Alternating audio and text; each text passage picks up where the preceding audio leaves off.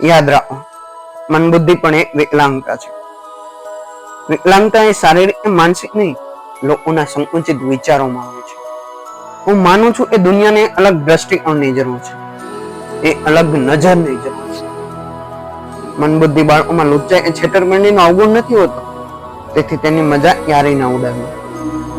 જાહેર પ્રોગ્રામમાં બાળકોને મનોરંજનનું સાધન ના બનાવીએ અને જ્યાં થતું હોય તેને રોકીએ.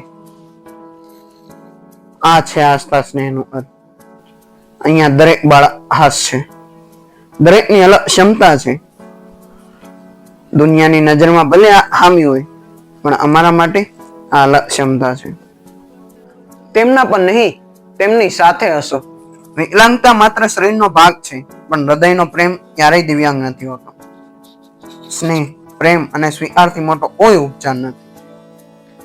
આવો આજથી મદદની શરૂઆત કરીએ. ચાલો આજથી સન્માન દેવાની શરૂઆત કરીએ. ધન્યવાદ.